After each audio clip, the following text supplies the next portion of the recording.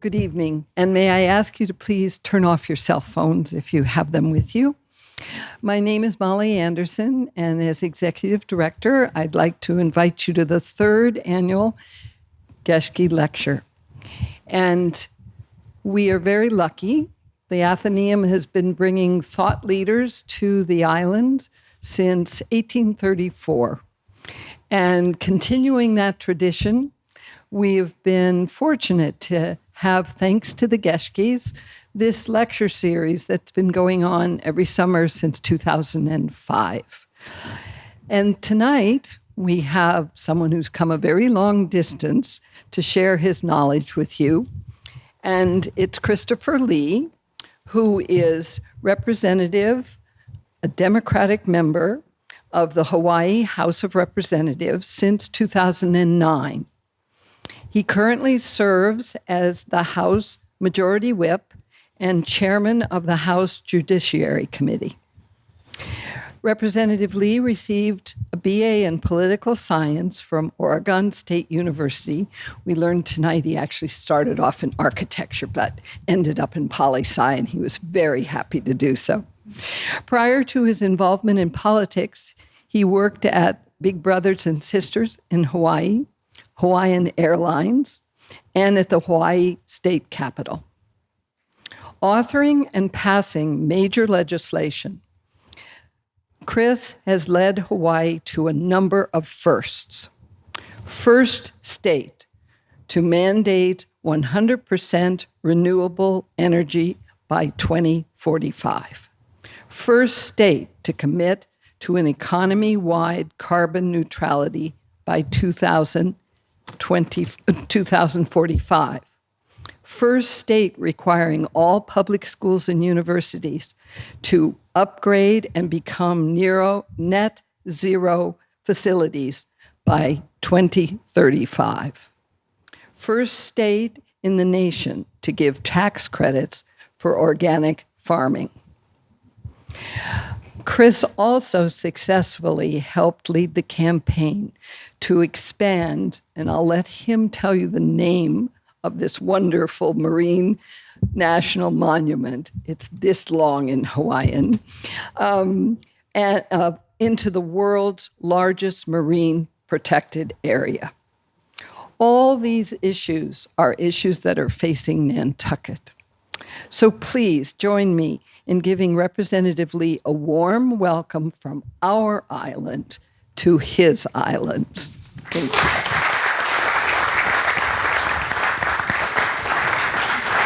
Thank you so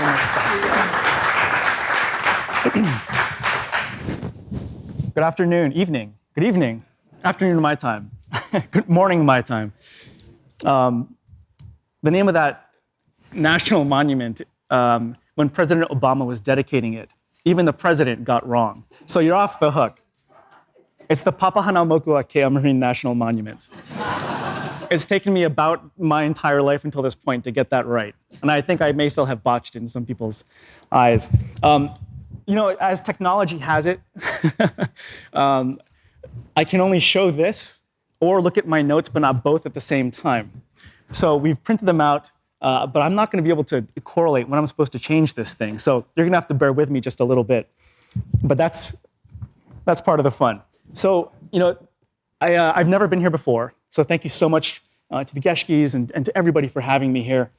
This is a fantastic opportunity and a fantastic time, not only for Massachusetts and this nation, but for us, I think, as a people, because we're at a period of an inflection point of great change, both for better or worse. That will be up to us, but it's on us, and we have that opportunity before us. I'd never been to Nantucket. I've been to Boston a number of times. I've been telling people this all day when they keep asking. The only image I had of it in my head was of a beach, in a beach town. And when I was in college, a friend of mine told me, you're going to go to Oregon for the first time, which is when I went to school. They have great beaches there. You're going to love it. I said, okay, great. Bring my surfboard. Showed up in Oregon. The beach was about 40 degrees, and the water was completely brown. I thought, all right, I can deal with this.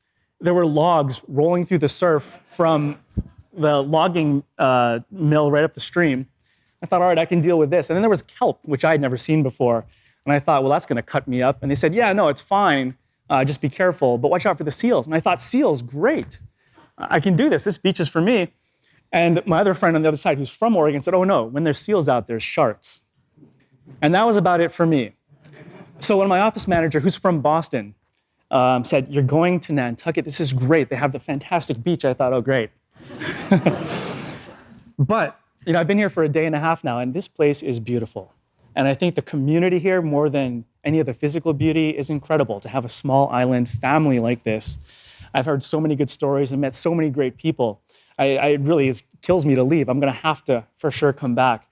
But that said, we are an island state as well, just like you, and we share a lot of the same challenges. And we've got beaches as well, and I want to see if technology works. Oh, it does. This is actually where I want to begin, because this is the shoreline where I'm from. This is about 5 minutes down from where I live, and I'm so fortunate to represent this part of the state in our state legislature. This is where the sun rises, and I always tell people this is where our story begins, because for us, the sun, of course, is one of those sources of energy that we look to, and we're literally, as we wake up each morning, looking into the future. And it's something that I take with me to the Capitol every time we have to have these discussions about where we're going. One of the things that I want to stress is that this talk isn't really about Hawaii. And what I want to say isn't about where I come from. It's more than that, a story of how we learn from our lessons and ultimately what that means, I think, for other communities, other states that we're working with right now to replicate some of what we've done and go beyond, far beyond what we've ever been able to do when it comes to renewable energy and climate change and all the significant issues we face as communities, and certainly as island communities. There's a huge division in America right now, and for us, it raises a lot of political questions. And I think one of the things I really want to talk about tonight is how to get beyond that. And I think we've been able to at least start to scratch the surface on a different path forward that could have political ramifications, I think, for national politics and really the future of where this is all going. For us, though, Massachusetts and Hawaii, we do share a lot in common, including this. This is a figure for us that comes out of last year's energy report, because in Hawaii, similar to Massachusetts, we pay through the teeth for energy. Massachusetts, I believe this year is the 4th most expensive state in the country. We're number 1. And it's because we rely on imported fossil fuels, the cost of which, about $4,000 per person per year, our residents end up paying, which contributes to a much higher cost of living. And talking with my colleagues, my elected colleagues in Boston from Massachusetts, they've been grappling with similar issues. And that's really, I think, where you get to the crux of the issue, because it's not only environmental issues when it comes to politics and the way you describe this. It's really about this number and connecting that with everyone who wants to take a look at it, because all of us, no matter where we are politically, no matter what we believe, end up paying from our wallets. And that's something that is the one element that binds us all, regardless of party, regardless of political affiliation, liberal, conservative, all the rest of it. So for us, in Massachusetts, I think we look to as a fellow state, because here you guys, I'm going to say you guys, I probably shouldn't say you guys. Our friends here in Massachusetts end up paying 67% of your electricity, which comes out of natural gas. There's a little bit of other fossil fuels and other renewables in the mix, but by and large, it's still a fossil fuel-driven state, just like us. We, in our state, import most of our energy in the form of low sulfur fuel oil, which comes from Malaysia, which means we are entirely dependent on the politics and political winds blowing halfway around the world. And for us, it is not only an environmental insecurity, but it is an economic insecurity as well. And that's something that we feel on a regular basis. And it's something that we've been trying to get beyond. And because we both rely on these regular imports, it means we're both exporting money from our economy. And I was just talking with somebody about this not too long ago. We spend about $5.5 billion per year out of our economy, bringing in imported oil. It's crazy. We also bring in coal and have the dirtiest coal plant in the country out in the middle of the Pacific because of political decisions made generations ago. So the question is, what do we do about that? And for us, we look forward to where we're at today. And fortunately, we've come a long way already. We're now at about 30% renewable energy, which doesn't sound like much because I think a lot of states around the country have existing hydropower and other things that they can immediately jump on. But for us, we came from about 10% renewables a decade ago. We're at 30% today. That's pretty good. We've been able to triple that amount in 10 years, and we're on track to continue that progress. But what's really cool is when you look around, this is the regular image you'll see when you drive down the road. It's PV, in many cases it's wind, and it's ubiquitous. About 1 in 3 single-family homes around the state now has solar panels on it. 1 in 3. We're almost, and that's kind of dated, it's about a year and a half old, so I'd argue we're probably closing in on 1 in 2, probably in the next year or two. And it's been a sea change. It's been remarkable. Battery storage, Tesla Powerwalls, all the things that we hear about are now filling people's garages. You can't put in PV now unless you put in a battery. And it makes financial sense to do both. So we're seeing massive adoption across the electric grid. My parents just got their new battery storage system, and they're all excited about it, sending me pictures. I just got one as I got off the plane. Like, all right, guys, I get it. Relax. This is exciting, but it's not that exciting. But EV adoption is another thing that we're starting to see. I should have put a picture into this, but right now we're one of the top states in the country. We're seeing our EV imports blow up about 30 to 50% per year, depending which island you're at. That is huge, remarkable influx of new technology, replacing traditional internal combustion engine cars. That's less oil we got to depend on. And what this really means for us, I'm guessing here when I got to change the slide, so bear with me. Oh yeah, okay. What this means for us is that we're in a good place, but it came following a series of policy changes that we needed to make right at the top to empower our local industry, to empower our solar installers, to empower people to be able to afford electric vehicles and everything else that we're starting to see today. And this was not any of my doing. These changes were a collective effort from our community, from my colleagues at the legislature working together, and with the governor, who's seated here, getting it done. We have bill signings like this all the time, and we've had a couple really big ones in probably the last 4 years. But for the 3 or 4 years prior to that, we were told that changing the status quo, changing the way we've dealt with energy, our imports, what we drive, was not only impossible, it was technologically impossible, it was financially impossible, it was politically impossible, and it would never happen. And on top of that, it was just stupid to even try. And these are words literally out of the mouth of several executives of several companies that had a financial stake in seeing those things not change. But when those words come from people with that kind of credibility, they resonate. They resonate with elected officials, they resonate with community leaders, they resonate with the average person. And it took us a long time to start to unwind that train of thought.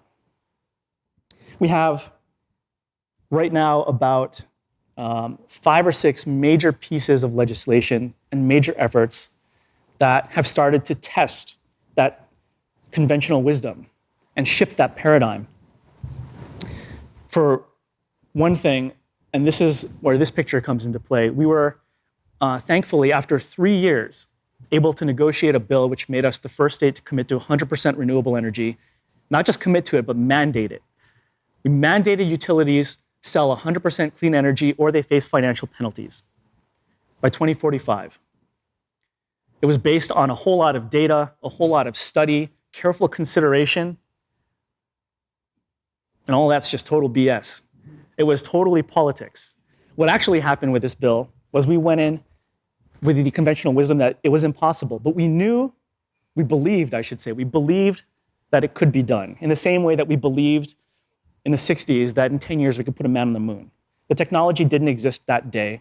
The path wasn't clear, but we knew it was somewhere we had to go, and there were enormous consequences if we didn't get there. And so what we did was pass a bill and leverage senators and overcome lobbyists. 2045 wasn't a date chosen, I have to regretfully admit, based on the best science or technological expectation for innovation. It was, I wanted 2040 and the Senate wanted 2050. So there it is.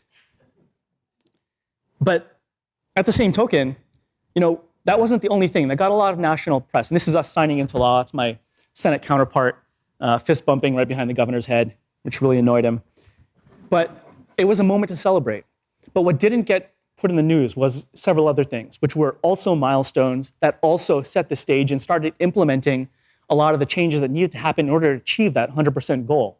Because that same year, we passed laws which committed our entire public school system statewide, all 289 school campuses, and our entire public university system, 11 university campuses spread across the state, and mandated that they achieve net zero energy status by 2035, producing as much renewable energy on their own campuses as they consume, zeroing out their impact.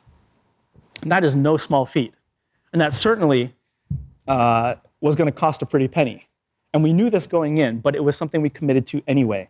Also at the same time, what we wanted to do was take a look at how we tackle the incoming fossil fuels. And we pushed a bill through which created a dedicated tax on all incoming carbon-based fossil fuels, oil, coal, all of it.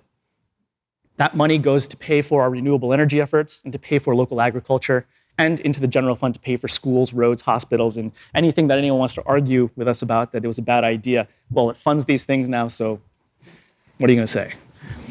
But that enables us to start to move forward and actually implement.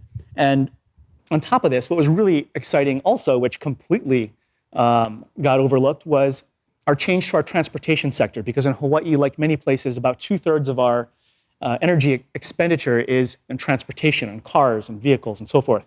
And so because of that, we changed our state plan and officially put it in law that we want to reduce and eliminate our dependence on fossil fuels for all ground transportation, period. It's something that had never been even considered before in most other states as far as we were aware, but something, again, we wanted to put a line in the sand and say, this is where we want to go, this is where we want to be. So all these things were moving along at a time when there was enormous debate over the future of energy in this country and oil and coal and all the rest of it. But we started, and that was a risk we took, but we felt it was worthwhile. But there were some keys to passage here that really made these things possible. And for us, this is what I wanted to hit on, that this is what happens when you don't know when to press the slide button. So one of the things that we did when we passed the 100% RPS as well was try to connect with other states, to start working with our colleagues. This is a Facebook post off my Facebook page. When we passed this, I happened to be the next week in California, and I met with the Senate pro tem, the president of the Senate, a man named Kevin De Leon at the time, and he was pushing a bill to make California 50% renewable. And so we kind of had a friendly exchange, and we're good friends today, but at the time, decided to have this little competition. So I posted this, looks great, Hawaii 100%, California, okay, 50%, that's good too. But it started this kind of insider baseball political connection and relationship building between Hawaii and other states. And that was our first step for taking what we started to do and exporting it to other places. And for us, it was something that we didn't really put a lot of stock into yet. We were more focused on how we can take the next steps. And at the same time, we wanted to figure out how we can leverage our own local partners like think tanks and organizational community organizations to really help sell to the public what we were doing. This is the Blue Planet Foundation, a local think tank that is funded by a good friend. And they brought students and teachers and parents and families into the Capitol to leverage our colleagues and say, hey, you know what, this is important.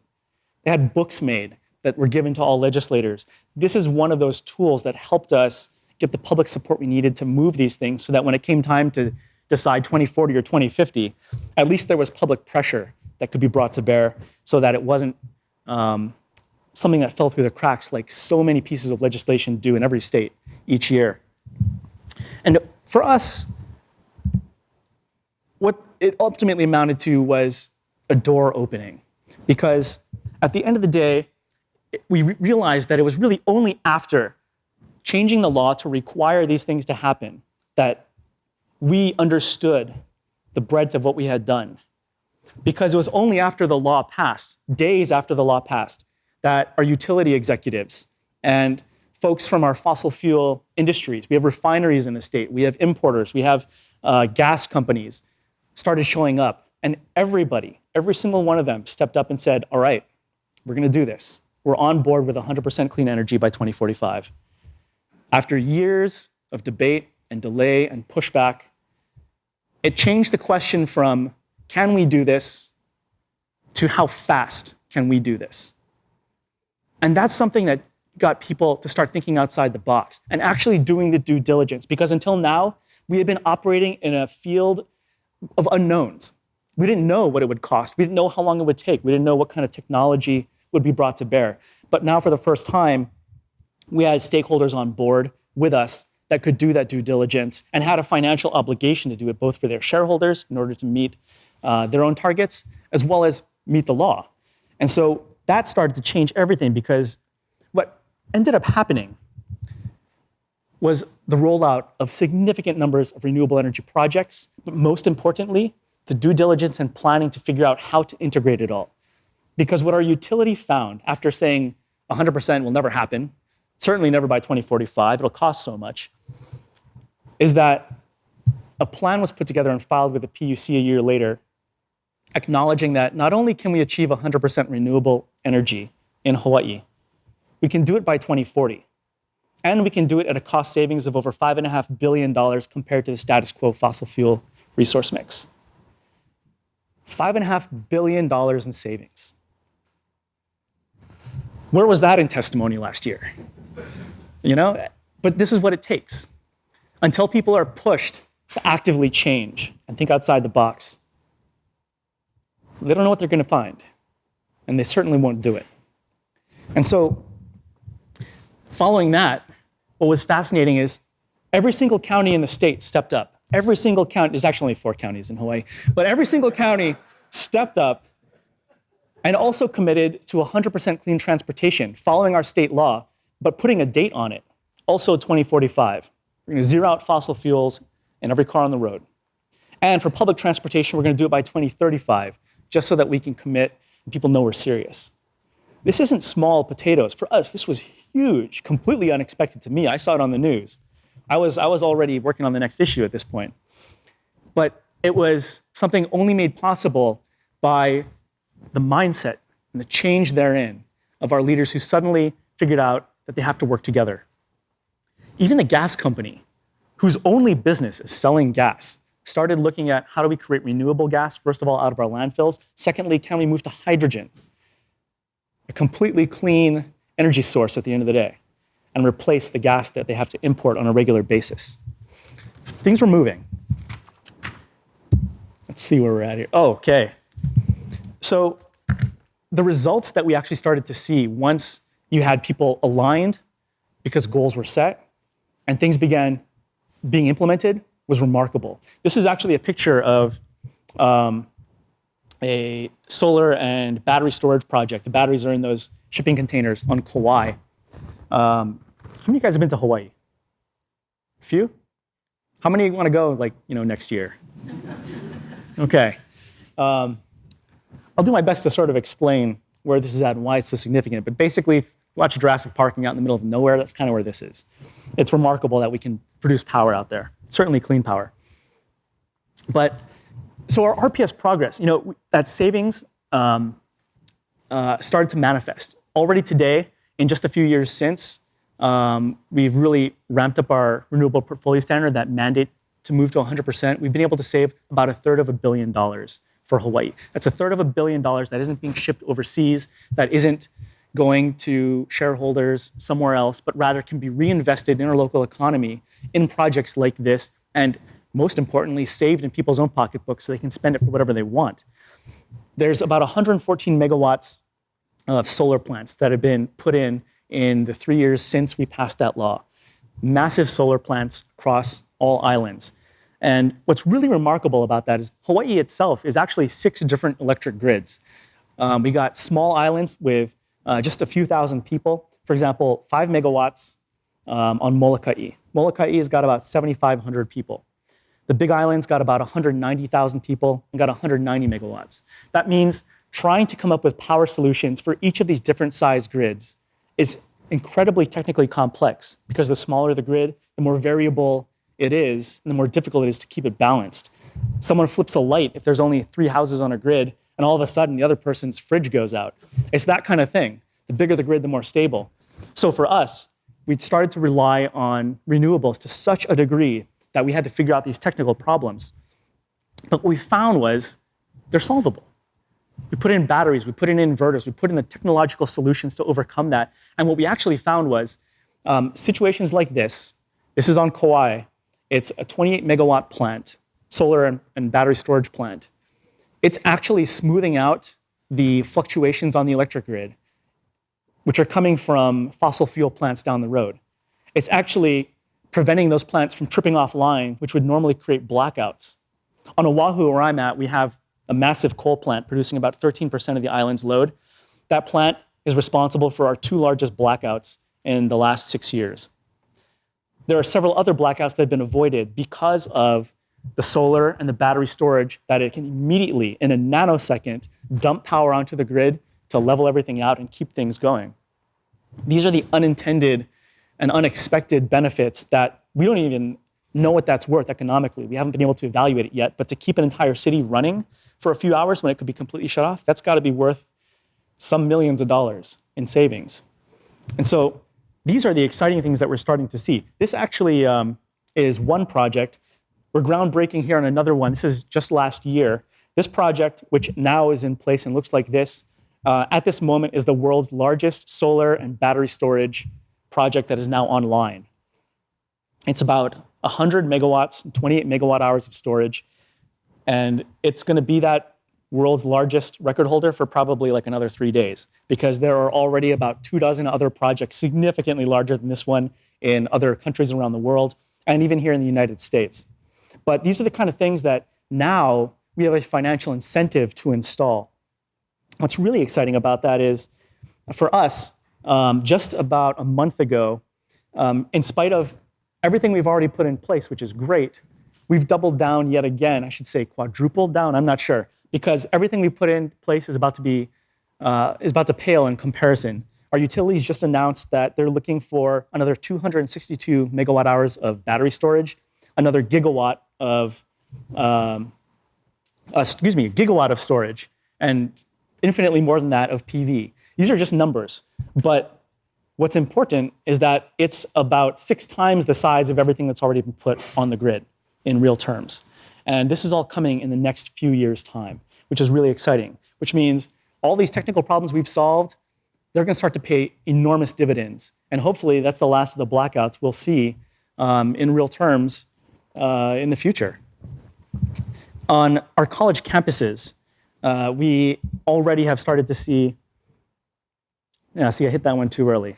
This is what happens. On our college campuses, we had committed already to zeroing out their energy by 2035, having them produce as much as they consume. It's 20 years. We're spending $2 billion between now and then in electricity bills for our schools and our universities. So why not invest that money differently, which we've already started to do. Now, just 3 years later, not 20, but 3 years later, our first college campus already hit its goal. It's 100% clean, generating its own power. That's on Maui. We have about 4 or 5 other campuses that are now about 90% of the way to hitting that 100% goal. It's amazing because for us, students end up paying the electric bills. So every time an electric bill goes up, tuition goes up.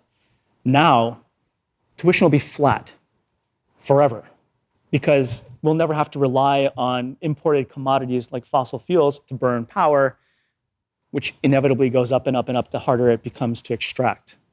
So our students, without even knowing it, are at the forefront of the benefit here. And that's something that is never been reported, I think, anywhere.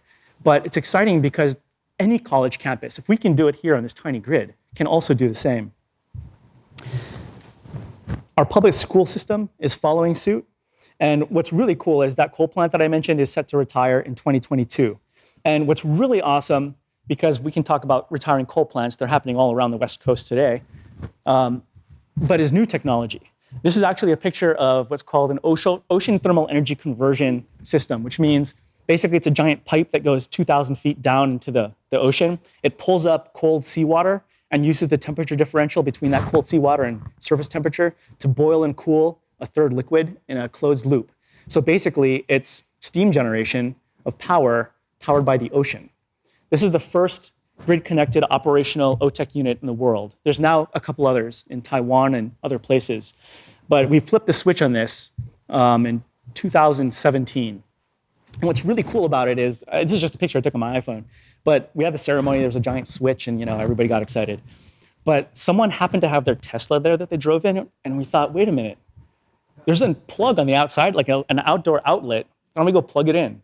And so we think this is possibly the world's first, you can see the cord right there, the world's first ocean-powered car. And so we're seeing this kind of innovation now all throughout because companies have a financial incentive to come to Hawaii, make those investments, and see that benefit. And for us, that's really cool. And especially for me, because I actually just bought a Tesla for the first time because my car was totaled. And what's really exciting about it is I actually was just going to get like a Honda Accord because I'm on a public salary, government salary here. And it was about the same price with options. And now I can drive about 30 minutes to work every day, about 25 of those minutes, the car driving itself, 100% clean powered by solar. That's the kind of thing that I would have never thought possible months ago, much less years ago. But it's all too common now. And that's cool because it's that kind of exponential change that I think we don't yet realize that we're seeing. It's not linear, it's exponential. And for us at the state level, we talk about how we begin to change from regular traditional buses and cars to electric vehicles to, see, this is where I don't actually know where the slides are, so I'm catching up here, to new kinds of technology. And what's really exciting about it is that change is happening at the state level. After working for years on rolling out our plans, adopting those policies, beginning to implement, we started looking at other states. And we started right back where we left off with that Facebook post, California. California, who at the time had gone to 50% renewable energy by 2045, they wanted to double down because we wanted to work together.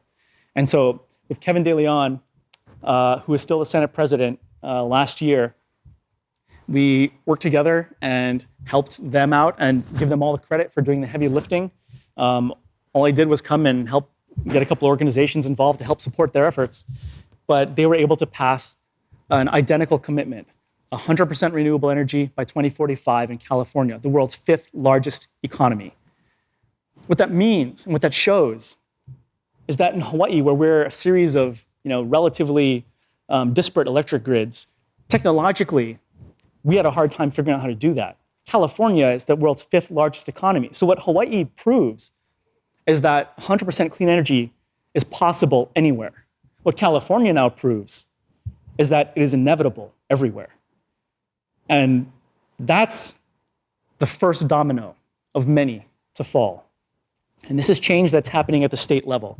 We're working now and have been working with colleagues at the state level in legislatures, Republicans and Democrats, with NGOs in those states, trying to get them involved in places like California, now Colorado, Maryland, Massachusetts, a number of them. And already we've seen commitments to 100% passed into law already in Washington, New Mexico, Nevada, Colorado, Maine, New York, DC, Puerto Rico. What's happened in just the last few years is an accelerating phenomenon, which is incredible. In spite of federal politics, in spite of rhetoric that you hear in Congress and out of the White House and all kinds of places, it's happening. And it's happening faster than even the most optimistic of us could have predicted. And that's really something. Because these policies, ultimately, they open the door. They open the door for innovation. They open the door for a lot of the technology to evolve, and for industries to get created, for jobs to come out of the woodwork. And what that means is, for the first time, when you want to talk about jobs and talk about the economy, rather than talk about climate change or talk about renewable energy, you can do that in the same context, to the same end, with the same goal in mind. And that opens up political possibilities which never existed. Solar, the cost of solar in just the last 10 years has dropped about 80%. PV panels have plummeted. Battery storage has dropped about 70% in the same period. That technology now is at a point where it's financially viable to really move en masse. To the same token, we've seen distributed generation projects put in by utilities taking advantage of that in ways that they never could have before. Brooklyn, New York is a great example where, similar to Nantucket actually, there was a transmission line which needed to be put in to serve the community. There was additional support, additional load needed. The utility said, all right, we'll put in a new line and a substation over here and make some changes at a cost of $1.2 billion. And some folks said, whoa, whoa, whoa. Let's try and rethink this. How do we use distributed technology, PV, battery storage, this kind of innovative stuff that's fallen so much in price to try and tackle the problem? And after doing the due diligence, just like we did in Hawaii, the Public Utilities Commission in New York found that actually you could solve that same problem using batteries and other distributed tech for $200 million. $1 billion in savings compared to status quo policies and practices. That's not nothing.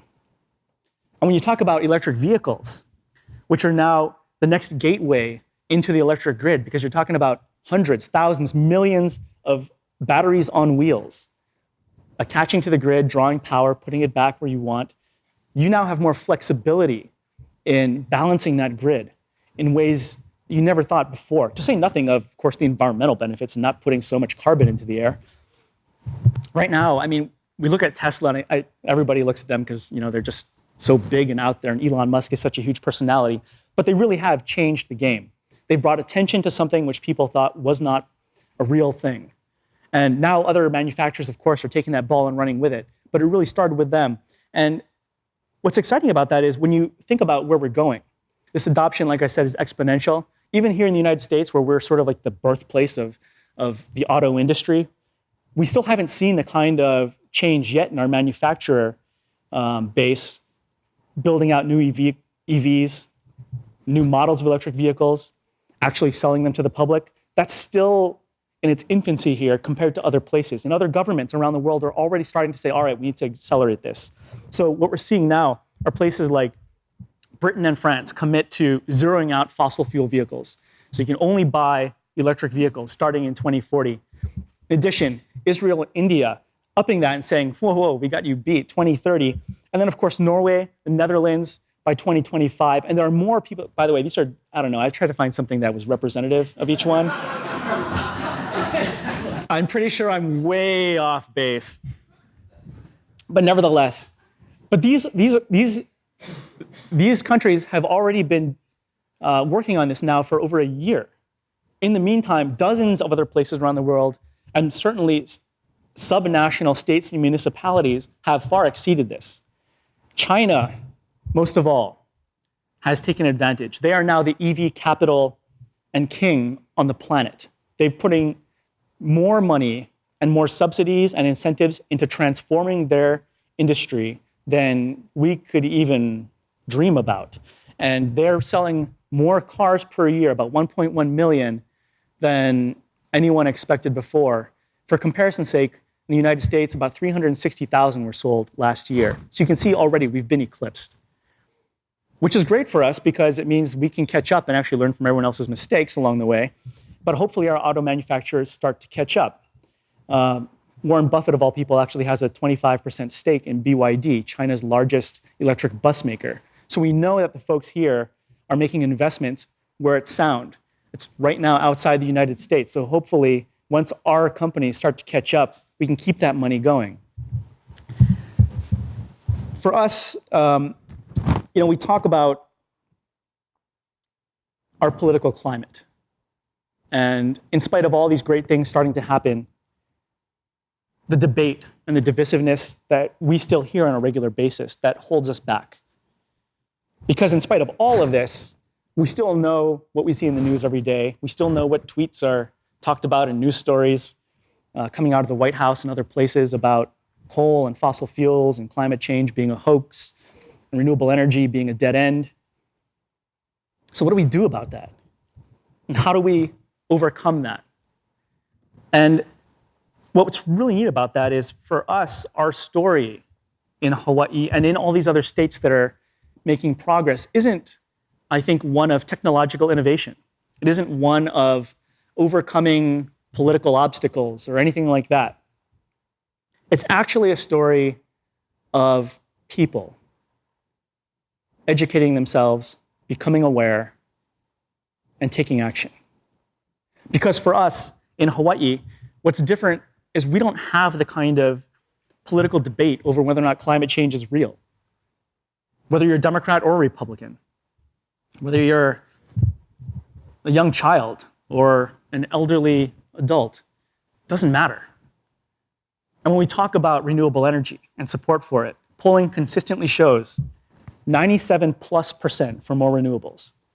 What's even scarier to politicians isn't this number, but it's a number in the 60s, which varies depending when you ask it, over whether or not someone will be less likely to support an elected official if they don't support renewable policies and climate issues.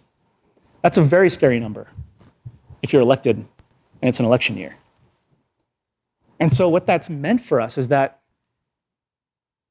we've got hearts and minds. And that's something that I don't think, as a country, we've yet figured out. But perhaps the template here can help. Because once we're able to do this, we're able to do anything we want politically. And one of the tools we use to do that, once we have the public support, we say, all right, let's double down on this. Now how do we get the business community to step up to the plate? And we started doing an assessment of all the climate impacts and their monetary costs on business, on our communities. And what we found was, just from sea level rise alone, we're going to expect to lose about $19 billion in coastal infrastructure over the next few decades. $19 billion, and that's a conservative estimate. Someone's going to have to pay for that, especially if you're a hotel on Waikiki Beach, the economic engine of our economy. And so we had a bunch of our hotels get together and come out and say, hey, you know what? Tax us more. We're willing to pay. Use that money to replenish the beach that's eroding away in front of us. When's the last time a business said that? When's the last time we faced a climate catastrophe? And so for us, having this change not only politically, not only technologically, but a change in people and their perception has, I think, been the absolute biggest win that I hope and I expect will begin to change minds and change perceptions in other places. Because we're ultimately no different than any other state. We're no different than the rest of the country. What works politically for us inevitably will work elsewhere. And so state level action is where this is going to happen. One of the things that that I'm pretty sure I don't have time for, but I'm going to squeeze in anyway, because it's just a really cool story that sort of gets at the heart of this. In 2016, about the time that we were passing the 100% clean energy mandate, about the time that we realized this number existed and the public support was behind us, there was a company that came in, outside company from Florida, a big utility that put $4.5 billion on the table to buy out all our utilities. And their business model was selling natural gas. They were going to convert everything to natural gas in Hawaii and centralize it too, so they'd be in control. So no more solar, no more distributed batteries and all of that. And they came in polling at 45% support because they promised, they're going to be more efficient, they're going to have customer savings and all this stuff. And what we found was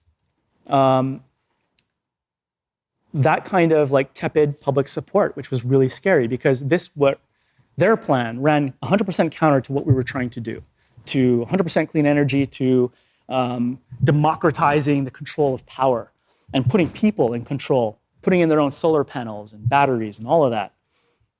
And we launched a campaign. Over 18 months, we raised $30,000, which is like nothing considering they put $22 million into the advertising campaign for doing this.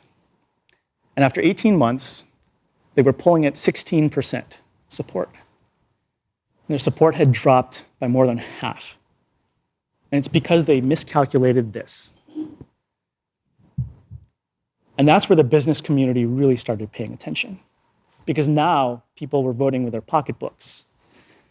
And that deal, of course, was tanked and they went away. But that's the first measure, I think, in real terms, practically, of what this means. We took it out for a spin, and holy cow, did it work. But it wasn't just that. We then came back to the legislature, and I put in a bill that reformed the utility's business model completely.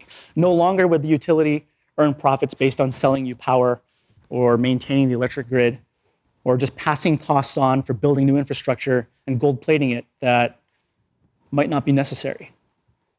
Instead, we're moving to what's called performance-based regulation, where now utilities earn revenue only by providing services that the public wants, meeting renewable energy goals, decreasing costs overall, interconnecting people's individual home, rooftop, solar, and storage systems. Because at the end of the day, if we have a sea of everybody with PV and with batteries, now you don't need to build that extra peaker power plant that's going to cost $150 million spread across all ratepayers. It's $150 million that's in people's pockets as a result of people making investments for their own self-benefit to benefit them. It's a win-win. But it takes that kind of reform to reform business models that have existed for a century. And we passed that. And the utility was kicking and screaming the whole way. But at the end of the day, we had the governor, the bill was on his desk, and he pulled this number out. And we had every stakeholder in the energy industry, solar companies, battery companies, electric vehicle manufacturers, incubators, and on and on and on, except the utilities, in the governor's conference room. It was like standing room only, saying, you know what, sign this bill. This changes everything. Oh man, I think I just killed something. Anyway, saying sign the bill because at the end of the day, this is how we're gonna get the utility to be a good actor, to integrate all the stuff that everyone's working on, and to move, again, doubling down on that 100% renewable future, because we know one thing for sure, renewables aren't getting more expensive. Innovation isn't getting more expensive, it's only getting cheaper. The cost of innovation comes down over time, the savings goes up over time. So why on earth would we put more money into anything but renewable technology?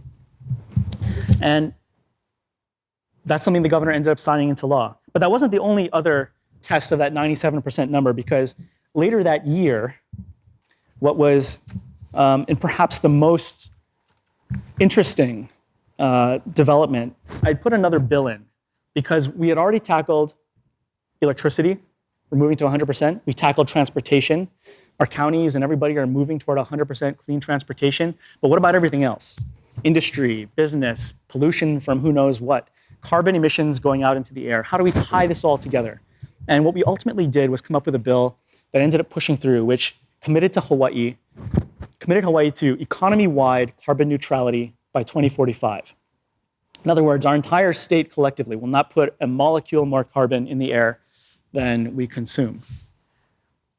And of course, there were naysayers coming out of the woodwork saying this is impossible, it's politically unfeasible, it's technologically, financially, all the same arguments we've heard time and time again. But at the end of the day, what ended up happening when we took it to a vote was fascinating, because it started to change that 97% number from something theoretical now into something political. And what we ended up doing was passing that bill unanimously. Republicans, Democrats, whether you believe in climate change or you're an adamant denier, everybody voted for it. And I asked some of my colleagues afterward, one in particular who's, we have a couple climate deniers, but one in particular I talked to him, I said, so what changed? You voted against our last big climate bill. What's the deal? I said, well, the people want it. And I want to get reelected. And that's the mindset. Like it or not, that is great, because it means that in every community around the country, as the public steps up and realizes this, and as they start to see leaders step up, like the guys in the background here, who are from our business community, who are from schools and universities, who are from farms, they realize that everybody's behind it and they should be too. This is the press conference that we had right before we had the governor sign the carbon neutrality bill into law. Joining us that day were unlikely allies: the Chamber of Commerce, auto industry, ag industry, traditional opponents of all of this stuff anywhere else in the country at any other point in time. Hearts and minds. Now everybody's working together toward not only 100% clean electricity, but to complete carbon neutrality. We've got a timeline, we're executing, and we actually are on track to beat it right now. That kind of change is exponential. Like I said, it's not linear. 3 years ago, none of this anyone would have thought possible. Which means 3 years from now, we have to ask where in which state, what community is going to be happening based on things that no one could predict today. And for us, I come back to this picture because we are all invested in this. This is, of course, where I grew up, but this used to be a beach when I was little. And that's me and my sister on that beach. That was a place that for us was not only a center of daily life, but the center of our community, our coastal beach town. And it's the center of our economy. And that whole stretch of beach now is gone. Accelerated by sea level rise, accelerated by the change that we know is inevitably coming. Hawaii as a whole has lost about 17 miles of beaches in the last few decades. 17 miles. Communities all around the state. And that loss is accelerating. Waikiki Beach today, the centerpiece of our economy and tourist destination known the world over, is nearly completely artificial. We spend those millions of dollars the hotels pay to replenish that beach each year, put sand back up as it gets washed away. And that's accelerating too. But we know that if we lose that beach, it's a $2 billion annual loss to our economy. That's something we're not willing to put up with. Certainly the hotels aren't. And these kind of impacts, now that we know they exist, we're able to act on. And that puts us in a very good place, because sea level rise isn't the only impact that we face. Warming seas means a number of things. It means hurricanes, a lot more of them, and with greater intensity. This is Puerto Rico. We know it can happen. And as funny as it is, it's a warning.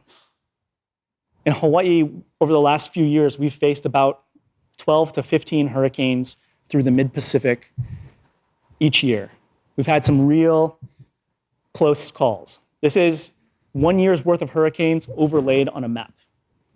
We are so damn lucky that we're in that little pocket right there that year. And the scary thing is, this is going to be the new normal each and every year. The impact of one hurricane on Honolulu is estimated to be about $40 billion in losses, to say nothing of lives.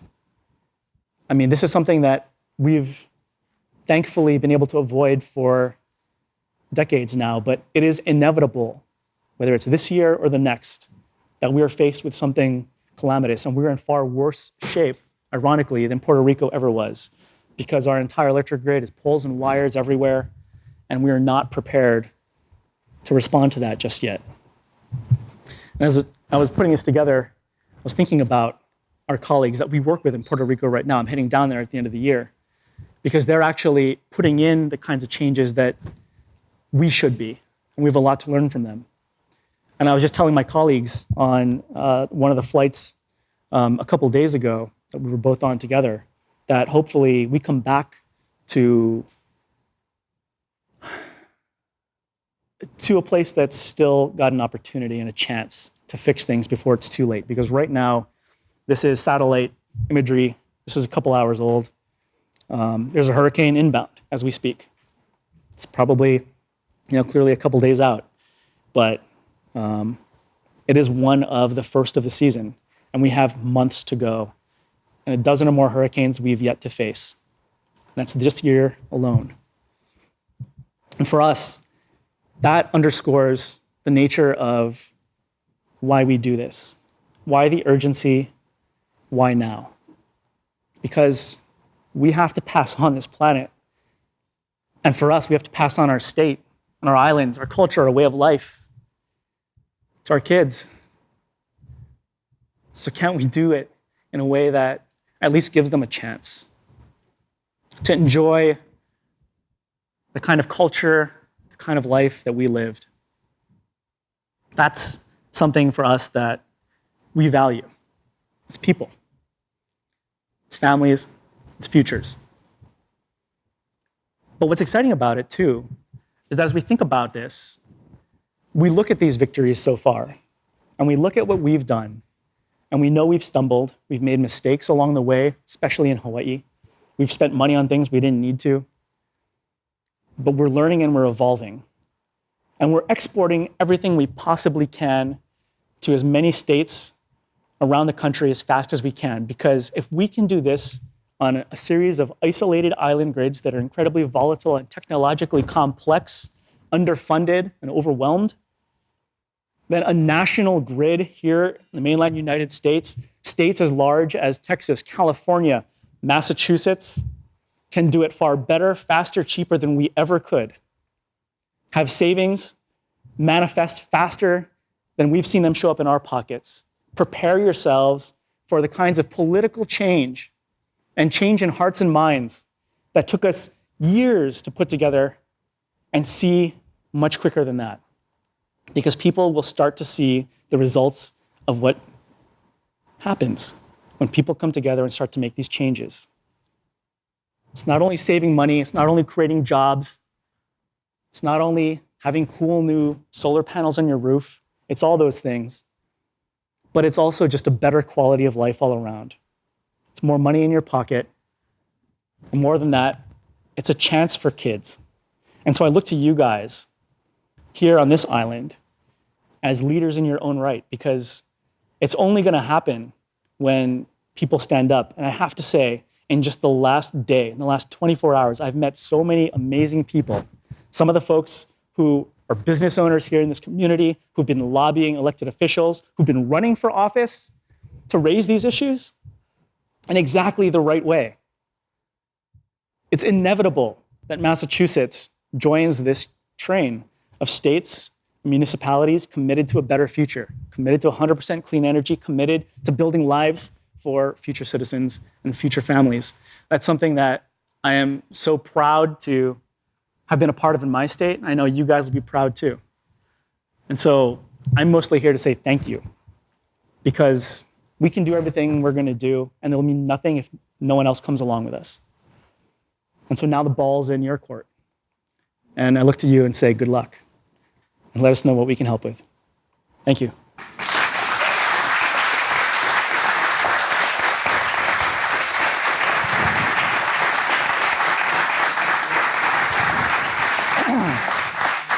(9:03), perfect. Oh yeah, of course. Okay, I'm still on the hook for questions. I just got to say, you know what? I was pretty impressed with myself staying on the clock, having my notes all messed up and the slides all messed up. So thank you for bearing with me.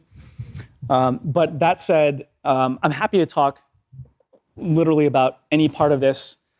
I mean, if you want to know anything about the insider politics and difficult decisions and all the stuff that people probably have questions about, I'll give it all unfiltered, because it's the kind of lesson that I think people need to hear. So. What dialogue, if any, have you had with state representatives from states that are lucky enough to have hydropower? So I'm going to reinterpret that question to say, what sort of dialogue have you had with states that are traditionally completely opposed to all of this? Is that right? Texas. Sure. Anybody from Texas? All right. I can offend one person. No, the truth is, actually, after we passed our 100% RPS, there were a bunch of calls that I got from elected colleagues at the state level in many states. But most of them, surprisingly, were from deep red states. States where you have a lot of coal, a lot of oil, from Republicans in those communities traditionally, stereotypically opposed to a lot of this, asking, we know you're doing this, we know there's jobs and money and savings and all that stuff involved. How can we do the same thing? Because we know the writing's on the wall. How do we do it in a way that we can sell to our constituents? And how can I message that and talk about it in language that isn't going to get me unelected? And in the past 3 years, I mean, I'd say I've been to, I don't know, maybe 24 states, talking with elected officials in particular, explaining a lot of the ins and outs of politics behind the scenes and where the lobbyists are and all that stuff, giving them a path for how to overcome some of that. And if there's someone in Texas or anywhere else who wants to go and sell to their constituency that, hey, we got to do this because we got to create jobs, great. You message it however you want to, just go get it done. And we're actually in the midst right now of leveraging our stories in these other states, which is why, and we've been a part of this network of legislators working on this, which is how a lot of these policies, especially the 100% policies, have been adopted so quickly across many states because legislators talk to each other and work together and have friendly competitions with one another. And that's something that we're now formalizing. I actually serve on the board. I'm actually about to be flying down to Nashville for a national legislators conference. 1,000+ legislators, Republican, Democrat, all 50 states, which covers all issues. But one of the side discussions is specifically about how to do this. And it's tailored specifically for purple and red states because Democratic states tend to be a little more friendly and a little bit easier. So I think a lot of discussions have been had and is going to be had, and that is critical because if you're an elected official, you can hear it from an NGO or a lobbyist coming in saying, yeah, do this, or even constituents saying, please, please pass this. But when it comes from a peer who's been in the trenches in the same battles and can speak that language, for whatever reason, it comes with somewhat more credibility, I think. And so having that discussion is pretty critical. Yes? You talked as if the public were actually ahead of the leaders in Hawaii to have this public support. What do you attribute the fact that the public was so aware of this and wanted? Yeah, so the part that I skipped over, because I thought I was running out of time, we passed our 100% RPS in 2015. For like 6 or 8 years before that, there was a lot of other pieces that were being put in place to help create that public engagement. And I'd say the single biggest thing that changed minds and opened people's eyes to this was the proliferation of rooftop solar. So we put in a tax credit in place. We sort of put in a whole bunch of other policies that sort of cleared the landscape and allowed for massive, massive adoption, like multiple hundreds of % increase per year of panels being installed. And what happened was one day someone would see a solar panel and be like, what's that? And then the next day they see it on their neighbor's roof, and then they go ask their neighbor, and the neighbor's like, yeah, how much are you paying for your electric bill? $300 a month? I'm paying like $15. And immediately, like that, we started to see people's eyes open to the idea that solar was a good idea. It was all about self-determination, forget the electric company, breathing down your neck every month. And it was about lowering cost. It became equated with cheaper energy, which wasn't necessarily true at the time in all cases, although it is today. And that groundswell of public support and that creation of a whole new industry of solar companies, battery companies, installers, construction trades at the height of the recession in 2010-ish, about a quarter of all building permits in Honolulu were for solar installations. And so you created this now fastest growing industry in our economy out of nothing, and now they've got a political presence too. And they've got a very public presence, advertising everywhere. Put on your solar panels, come with us. And that public awareness went from 0 to like, yeah, this is the best thing since sliced bread in just a couple of years. Yes.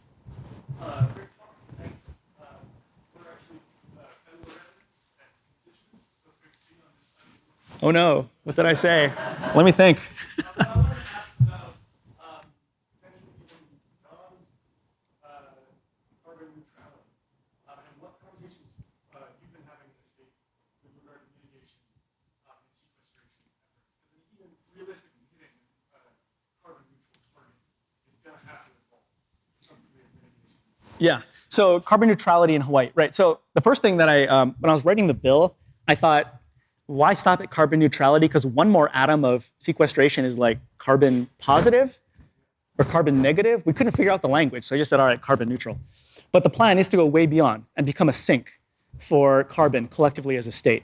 And one of the things that we did, we have a climate commission we created, which is going to deal with adaptation. So how do we respond to sea level rise and loss of fresh water supply because of changing weather patterns and ocean acidification, which is destroying all our reefs, all that stuff. But on the mitigation side, how do we do good at the outset? We created a greenhouse gas sequestration task force whose job was to take a look at all our ag sector and all our forest lands and every opportunity, urban or rural, or conservation, to sequester carbon. And that group got working about a year ago and is in the process now of trying to figure out next steps. So we already created metrics, which was a big challenge because in Hawaii we have different trees and plants and bushes and environment than anywhere else. So none of the traditional carbon metrics that are used across the mainland US would apply. So it took us some time to figure that out. We started looking at investors, and we have a bunch of folks who've been reaching out, looking to invest carbon credits and carbon dollars into projects in Hawaii, like reforestation and all of that. We've got a working group that's looking at urban trees and urban canopy, not only to cool down the city, but also how do you sequester carbon by putting more trees in, so let's do it everywhere we can. So all of that's in the works. The end goal is, in the electricity sector, zero out emissions. In the transportation sector, zero out emissions. And for everything else that's left over, and we're on track to do those two, but for everything else that's left over, there's actually not much. We don't have a lot of manufacturing industry and big plants and things like that. So it's not going to take a whole lot, as it turns out, to sequester the rest. And we know we have more than enough land in Hawaii. We have more than enough water and everything else right now. So the question is, how fast can we just deploy? And that's what's being considered right now. Sure. Where do you buy all this gear from? All these solar panels, all these batteries. Where's it being made? Where are you buying it from? So where is this stuff coming from? So a lot of places is the answer. Solar panels, there are probably two predominant places they come from, at least the ones in Hawaii, China and the United States, somewhere depending on the company. So I think that what you're getting at is, what is the life cycle emissions from really extraction of minerals to creating solar panels or EVs or whatever it might be, batteries, to where it's at now. Is that kind of where you're going with it? No, I'm talking about balance of trade. That seems to be a really big hot topic these days. And if how are we going to balance the solar side if we're buying all the stuff from abroad? Yeah, no, that's a good point. Because right now, a lot of the heavy minerals and heavy metals that these things rely upon comes from China, chiefly. And I don't know if you guys... Yes. And so that means we have a problem, depending on whom you ask and which tariff is being negotiated at which point. But ultimately, we know that it's generally been a positive thing, because at the end of the day, we've had this massive ramp up of production and innovation. And so there's a whole new generation of both batteries as well as panels coming out, which don't rely on as many of those kinds of materials or are completely different entirely. And so we're hoping that, in the next 5-10 years or something like that, in the near future, a lot of that comes to market, because inevitably it means cheaper, it means security, economically as well as from an energy perspective. But at the end of the day, China has far outpaced us in production. Anyway, we're not even competing anymore in a lot of these things. The amount of money that they've put into subsidizing manufacturing of these kinds of products and deploying these kinds of products. They've got hundreds of thousands of electric buses driving around their roads right now. In the United States, we've got So that being said, if China wants to go 100% renewable and put all its resources into it and force us to be more innovative along the way, great.